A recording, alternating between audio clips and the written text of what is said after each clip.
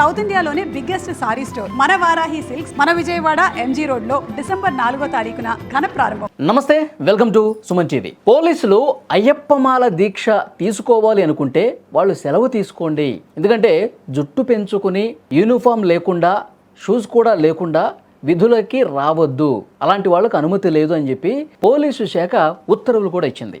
అయ్యప్ప మాల తీసుకున్నటువంటి వాళ్ళందరూ కూడా పెద్ద ఎత్తున ఆందోళన చేసిన పరిస్థితుంది. ఈ ఉత్తర్వులు రాష్ట్ర వ్యాప్తంగా పెద్ద ఎత్తున దుమారం రేపిన పరిస్థితుంది. ఈ ఉత్తర్వులను ఏ విధంగా చూడాలి, దీని గురించి మనం మాట్లాడదాం. ప్రముఖ సామాజికవేత్త, ఆధ్యాత్మికవేత్త యమునా పాఠక్ గారు ప్రస్తుతం స్టూడియోలో ఉన్నారు, నాతో పాటు మాట్లాడదాం మేడంతో. మేడం నమస్తే. మేడం, పోలీస్ శాఖ ఉత్తర్వులు, గతంలో ఎప్పుడూ లేనటువంటి ఉత్తర్వులు అయ్యప్ప మాల తీసుకోవాలనుకునే పోలీసుల పట్ల ఈ విధంగా రావటాన్ని మీరు ఎట్లా చూస్తారు? ఒక ఆధ్యాత్మికవేత్తగా ఈ ఉత్తర్వులు అసలు ఏముంది, ఎందుకు ఈ ఆలోచన చేశారో ఏమనిపిస్తుంది మీకు? ముందుగా వాలి గారు, ఇది మనం విభిన్న కోణాలలో విశ్లేషించుకోవాల్సిన అవసరం ఉంది. మీరు అన్నారు ఆధ్యాత్మిక పరంగా ఎలా చూడాలి అని.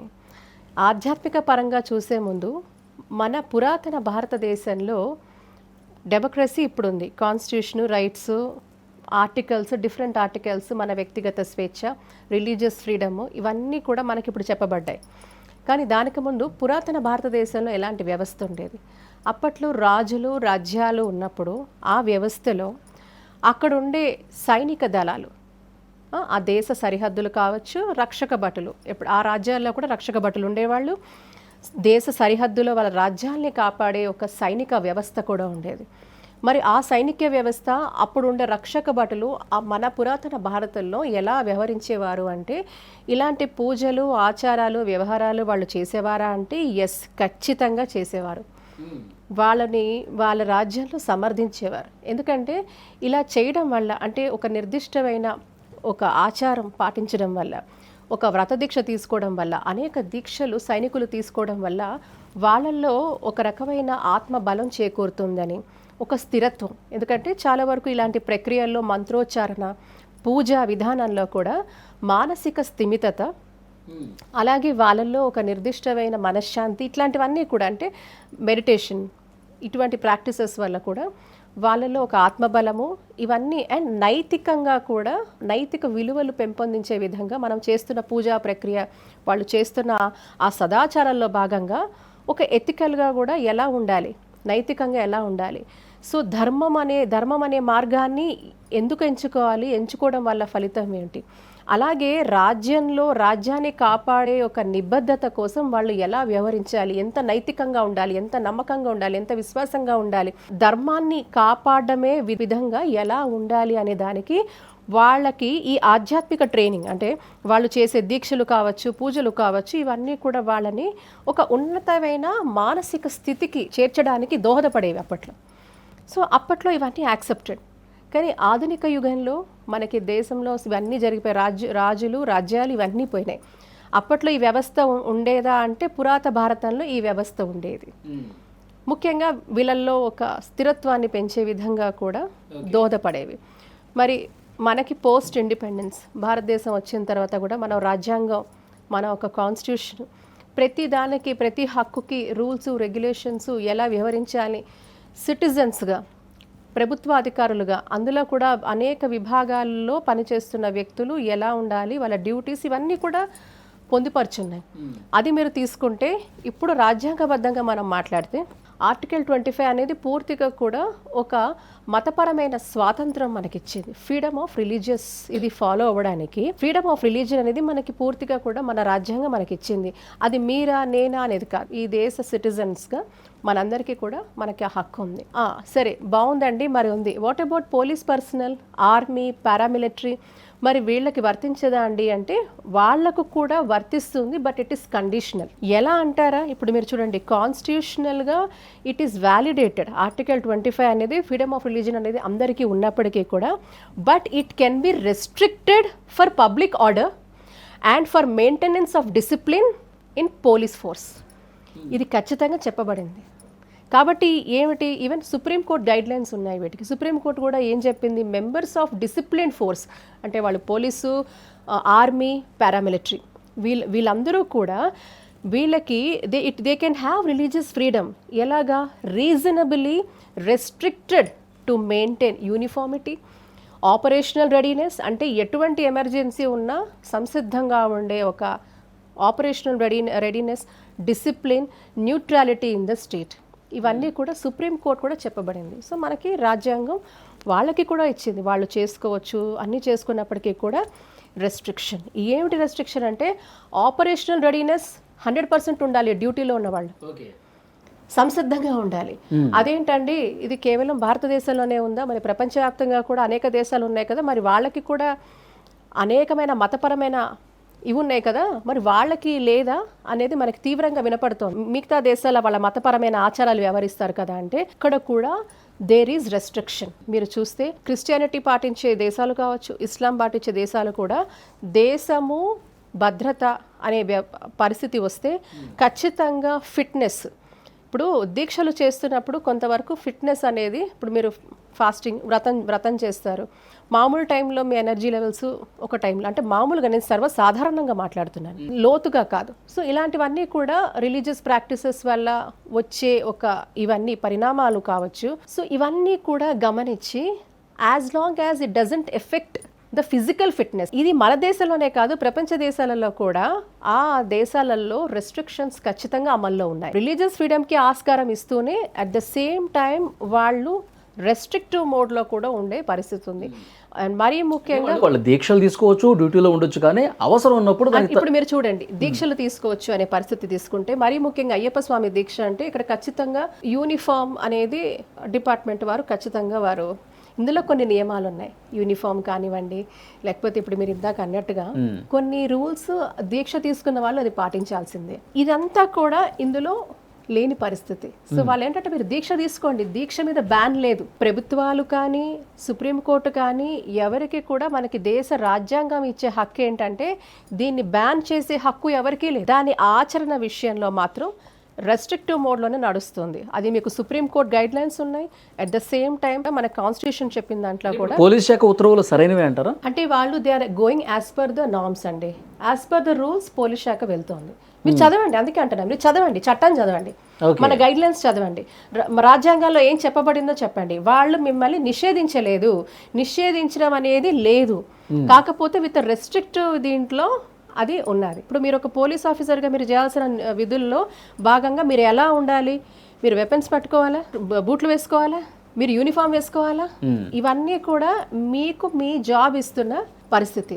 కానీ దీక్షలో దీనికి పూర్తిగా కూడా దీక్షలో ఏంటంటే మీరు ఒక క్రమశిక్షణతో ఉండాల్సిన పరిస్థితి. మీరు బూట్లు వేసుకోలేరు, బెల్ట్ వేసుకోలేరు, మీరు పూర్తిగా కూడా అక్కడ ఎటువంటి వస్త్రధారణ చేయాలో అదే చేస్తారు.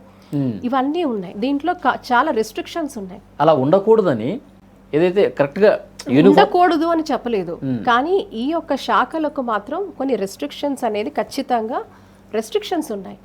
బ్యాన్ చేయలేదు, మీరు వ్యక్తిగతంగా చేసుకోవచ్చు, లీవ్ పెట్టుకోవచ్చు, దాన్ని చేసుకోవచ్చు. లేదంటారండి ఒకటి ఇదేంటంటే అమెండ్మెంట్స్ చేసుకునే అవకాశం కూడా ఉంది. ఇప్పుడు ప్రభుత్వాలు నిజంగా కూడా ఇది కావాలి, ఇప్పుడు అధిక శాతంలో ఉన్న ప్రజలు ఆకాంక్షిస్తున్నప్పుడు ప్రభుత్వాలు తలవంచాల్సిందే, ప్రభుత్వాలు చేయాల్సిందే. ఎప్పుడు చేస్తారు, ఎప్పుడైతే మీరు ప్రాపర్గా చట్టబద్ధంగా దాన్ని ఒక జియో తీసుకొచ్చి రాష్ట్ర ప్రభుత్వాలకి ఆ హక్కు ఉంది, చేయొచ్చు. మీరు మామూలుగా కూడా దేశం అంతా కూడా ఒక చట్టం తీసుకురావాలి, ఇటువంటిది తీసుకురావాలి అంటే కూడా చేయొచ్చు. కానీ ఓవరాల్గా మీరు చూస్తూ ఉంటే ఇది ఒక సెక్యూరిటీకి సంబంధించిన ఇది కాబట్టి, అంటే పోలీస్ అనే వాళ్ళు 24/7, మిలిటరీ 24/7. సో వీళ్ళకి ఎప్పుడూ ఆ ప్రిపేర్నెస్ ఉంటుంది కాబట్టి అందులో ఉన్నప్పుడు నిర్దిష్టమైన రూల్స్ చేస్తున్నటువంటి స్వాములు కూడా చెప్పేది ఏంటంటే వృత్తిని దీన్ని ఎందుకు మిళితం చేస్తూ ఉన్నారు. ఇప్పుడు చాలామంది వివిధ వృత్తుల్లో ఉంటారు. ఒకతను జిహెచ్ఎంసీలో పనిచేస్తూ ఉంటాడు, కార్మికుడిగా ఉంటాడు, ఒకతను చికెన్ షాప్లో వర్క్ చేస్తూ ఉంటాడు. వాళ్ళ పొట్టకూటి కోసం వాళ్ళ పనులు వాళ్ళ వృత్తులు ఉంటాయి. దీనికి వాళ్ళు కూడా మాల వేసుకుంటారు, దీక్ష తీసుకుంటారు, పూజలు చేస్తూ ఉంటారు. అందరినీ కూడా ఈ పోలీస్ శాఖలో దీన్ని వేరుగా చూసి మరి వాళ్ళు కూడా శాలరీలు కావాలి కదా, వాళ్ళు కూడా పనులు చేయాలి కదా, దీన్ని ఎట్లా కలిపేస్తారనేది వాళ్ళ క్వశ్చన్.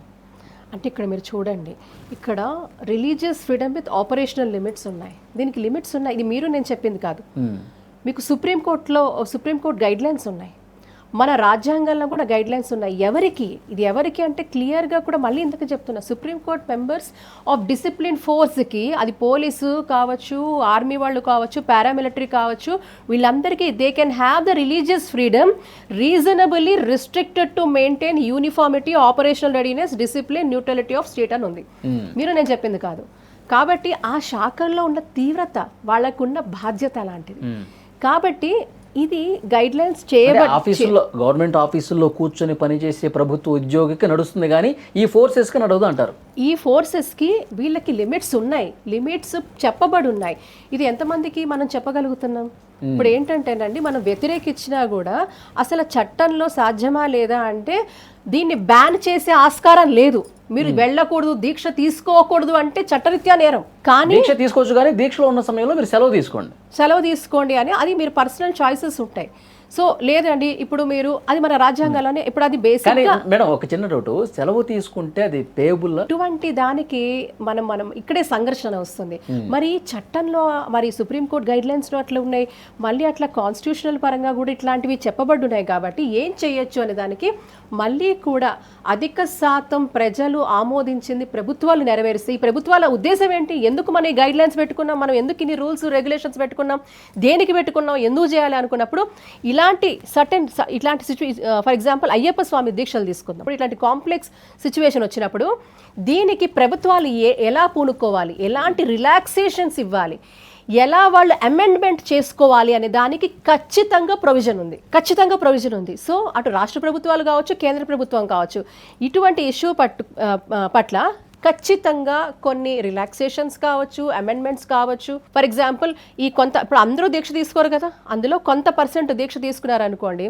సో ఆ టైంలో వాళ్ళు ఒకవేళ లీవ్లోకి వెళ్ళినా అంటే వాళ్ళకి లాస్ ఆఫ్ పే లేకుండా, ఫర్ ఎగ్జాంపుల్, ఇటువంటి అమెండ్మెంట్స్ చేసుకోవచ్చు. వాళ్ళ బదులుగా వేరే వాళ్ళు రావడమో, డెప్యూట్ చేసుకోవడమో, ఆ టైంలో వాళ్ళకి ఏమైనా, ఎందుకంటే ఇప్పుడు ఇందాక అన్నారు మిగతా విధుల్లో ఉన్న వాళ్ళు చేసుకోగలుగుతున్నారు, కానీ ఎందుకు పోలీస్ వాళ్ళకి ఇటువంటి ఒక రకమైన వాళ్ళకు ఆధ్యాత్మిక భావనలు ఉంటాయి, ఇప్పుడు ఇది మన సంస్కృతి, ధార్మిక ఆచరణలకు విరుద్ధంగా అనిపిస్తుంది. కరెక్ట్ కదా? ముందుగా మన సనాతన భారతంలో మన బేసిస్ ఏంటి? మన ఒక సంస్కృతి, ధార్మిక ఆచరణలకు ప్రాధాన్యత అనేది మన దేశాల్లో ఉంది. మరి పోలీస్ వాళ్ళకి ఇటువంటి వివక్ష చూపడం కరెక్టా? మరి పోలీస్ కావచ్చు, మిగతా వాళ్ళు కావచ్చు, ఇలాంటి వివక్ష కరెక్టా అంటే వివక్షకు ఆస్కారం లేకుండా మనం కొన్ని అమెండ్మెంట్స్ చేసుకోవచ్చు. ఎంతోమంది పెద్దవాళ్ళు ఉన్నారు, పెద్ద అడ్వకేట్స్ ఉన్నారు, లేకపోతే దానిలో న్యాయశాస్త్రంలో పరిజ్ఞానం ఉన్న వాళ్ళు ఉన్నారు, స్కాలర్స్ ఉన్నారు, ఇంటలెక్చువల్స్ ఉన్నారు. వీళ్ళందరి అనుభవ సారంతో ఖచ్చితంగా ప్రభుత్వాలు పూనుకొని ప్రతి సంవత్సరం ఎవరైతే దీక్ష తీసుకుంటున్నారో అలాంటి పోలీస్ శాఖలో ఉన్న వాళ్ళని కూడా వివక్ష లేకుండా, మరి వాళ్ళకి కూడా లాస్ ఆఫ్ పే లేకుండా దీన్ని ఎలా అకామిడేట్ చేయొచ్చు అనే దాని మీద ఒక ఎక్సర్సైజ్ చేయాలి. దీన్ని ఎలా చేయాలి, ఒక ఫ్లెక్సిబిలిటీ అనేది ఎలా తీసుకురావాలి అనే దాని మీద ఒక ఎక్సర్సైజ్ చేయాలి. సో చేసి వాళ్ళని కూడా కొంతవరకు ఎగ్జామ్ చేస్తే, కొంతవరకు లేకపోతే వాళ్ళకి డ్యూటీ టైమింగ్స్ కానివ్వండి, లేకపోతే ఇలా కొంతవరకు ఈ 41 days ఎవరైతే మండలం రోజు దీక్ష తీసుకుంటారో అలాంటి పోలీస్ పర్సనల్కి కూడా, ఎందుకంటే వాళ్ళు సమాజం కోసం పాటుపడేవాళ్ళు, నిరంతరం కూడా తన కుటుంబం కంటే కూడా దేశమే మిన్న, నా సమాజం మిన్న, అన్నిటికీ తెగించి ఒక త్యాగ నిరతితో పనిచేసి పోలీస్ శాఖలో ఉన్న వాళ్ళకు కూడా ధర్మ నిరతి ఉంటుంది, వాళ్ళ సంస్కృతి పట్ల, వాళ్ళ ఆచారం పట్ల వాళ్ళకి మక్కువ ఉంటుంది, ఒక ఆధ్యాత్మిక చింతన వాళ్ళకి ఉంటుంది. కాబట్టి మన పురాతన, మన భారతదేశ వైభవాన్ని కూడా ఒకసారి గుర్తుపెట్టుకొని ఇప్పుడున్న కాన్స్టిట్యూషనల్ గా ఏవైతే చట్టపరంగా వీళ్ళకి కలగాల్సిన హక్కులను కూడా పరిగణలో తీసుకొని దీనికి కొన్ని రిలాక్సేషన్స్ గనక పెద్దవాళ్ళు, ఉద్దండులు, మేధావి వర్గంతో కలిసి ఒక మేధోమదనం చేసి ఒక పరిష్కార దిశకంగా ఒక సొల్యూషన్ తీసుకొస్తే తప్పకుండా పోలీస్ శాఖ వాళ్ళకి కూడా ఒక ఊరట కలుగుతుంది. లేదంటే ఇట్స్ క్లియర్ వివక్ష అనేది మనకు కనబడుతుంది. అంటే వాళ్ళ నామ్స్ ప్రకారం, వాళ్ళ నిబంధనల ప్రకారం, చట్టంలో ఉన్నదాన్ని బట్టే వాళ్ళు ఉత్తర్వులు ఇచ్చారు, దాంట్లో తప్పేమీ లేదని చెప్పి చాలా స్పష్టంగా చెప్తా ఉన్నారు మీరు. పోలీసు శాఖ ఉత్తర్వులు అక్కడ ఆల్రెడీ ఉన్నాయి. ఉంది. అదే చెప్తున్నా.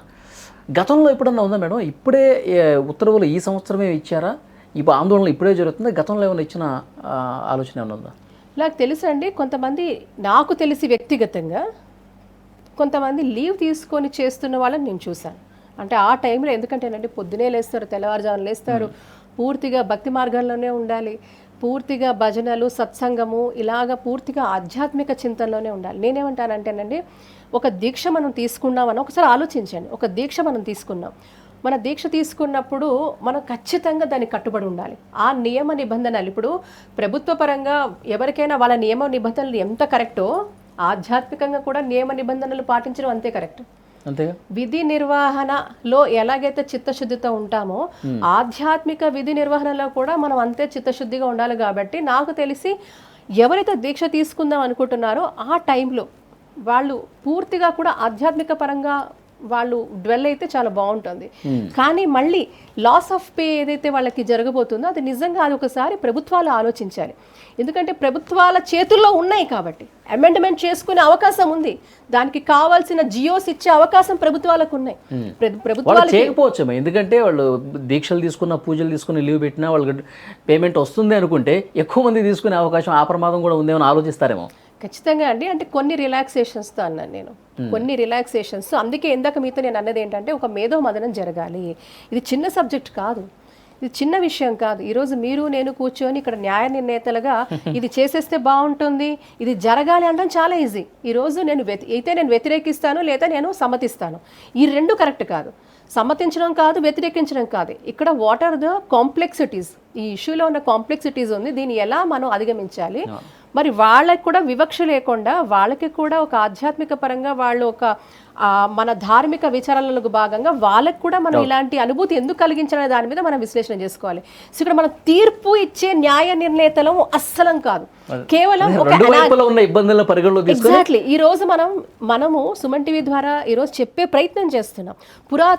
ఒకప్పుడు ఎలా ఉండేది, రాజులు రాజ్యాలు ఉన్నప్పుడు ఎలా ఉండేది, దాని తర్వాత ఈరోజు చూస్తుంటే ఇప్పుడున్న విధి విధానాల్లో మన కాన్స్టిట్యూషన్లో ఎందుకుంది, మరి ఇది ఎందుకు చెప్పబడింది, మరి సుప్రీంకోర్టు గైడ్ లైన్స్ ఎందుకు ఉన్నాయి, మరి ఇవన్నీ చేసింది ఎవరు, ఈ దేశంలో ఉన్న మేధావులే చేశారు. మరి అదే మేధావులు మనం ప్రశ్నిద్దాం, ఏం చేద్దాం దీని గురించి అని, ఏం చేస్తే బాగుంటుంది, దీన్ని రిలాక్సేషన్ తీసుకొస్తే ఎలా తీసుకొద్దాం, ఎలాంటి సవరణలు చేద్దాం, ఏం చేద్దాం, ఏది చేస్తే వెసులుబాటుగా ఉంటుంది, అటు మన ఆచారాన్ని గౌరవించినట్టుగా ఉంటుంది, అలాగే మన ఒక రూల్స్ రెగ్యులేషన్స్, మన ఒక చట్టపరమైన దాన్ని కూడా మనం గౌరవిస్తూ ఈ రెండింటిని అకామిడేట్ చేస్తూ అటు పోలీస్ వాళ్ళకు కూడా వివక్ష లేకుండా వాళ్ళకి కూడా చక్కగా ఒక ఆధ్యాత్మిక తీరాన్ని ఆస్వాదించే ఒక ఆ ఆపర్చునిటీ వాళ్ళకు కూడా ఇచ్చే అవకాశం మనం తప్పకుండా ఇవ్వడానికి ఏం చేయొచ్చు, ఎందుకు చేయకూడదు, మన చేతుల్లో ఉన్నాయి. ఇటువంటి అమెండ్మెంట్స్ మన చేతుల్లో ఉన్నాయి, మనం చేసుకోవచ్చు. చెయ్యకూడదు అని ఎవరున్నారు? మనసు అంటే మార్గం ఉంటుంది. ఎగ్జాక్ట్గా ప్రభుత్వాలకి మనసు ఉంటే మార్గం వస్తుంది. ఆ ప్రభుత్వాల్లో ఉన్న పెద్దలకు మనసు ఉంటే అక్కడ కూర్చున్న వాళ్ళు ఆ మేధో మదనం చేసి వాళ్ళకి అలాంటి మనసు ఉంటే తప్పకుండా మార్గం ఉంటుంది. కానీ ఈరోజు మనం ఇది చెయ్యాలి, ఇది చెయ్యలేమని చెప్పలేం. ఈరోజు మీకు చెప్పాను, ఇంతకుముందు ఎలా ఉంది, ప్రపంచవ్యాప్తంగా అనేక దేశాలలో ఎలా ఉన్నాయి రూల్స్, ఈరోజు మన దేశంలో ఏంటి, మన కాన్స్టిట్యూషన్ ఏం చెప్తోంది, మనం ఏం చేయొచ్చు. ప్రభుత్వాలు తలుచుకుంటే ఏదైనా సుసాధ్యమే, అసాధ్యాలు కూడా ప్రభుత్వాలు తలుచుకుంటే సుసాధ్యాలే. It's a matter of amendment. చూద్దాం మేడం, అలాంటి మార్పులు రావాలి, రెండు వర్గాలకి సానుకూలమైనటువంటి పరిష్కారం డెఫినెట్గా దొరుకుతుంది. మీరు నన్ను వ్యక్తిగతంగా అడిగితే తప్పకుండా నేను సమ్మతిస్తాను. అయ్యో పోలీసు వాళ్ళకి ఎందుకంత అన్యాయం చేస్తున్నారు, వాళ్ళకి హక్కు లేదా, తప్పకుండా వాళ్ళు చెయ్యాలని అంటాను. స్ట్రేట్ ఒకటే ఆన్సర్ నేనైతే చేయమంటే వాళ్ళు చెయ్యాలి, ప్రభుత్వాన్ని విన్నపించుకుంటాను. వాళ్ళకు కూడా మీరు ఎటువంటి లాస్ ఆఫ్ పే లేకుండా అంగీకరించండి, చెయ్యండి. వాళ్ళు కూడా వాళ్ళ విధి నిర్వహణ అంతే చాకచక్యంగా చేస్తారు.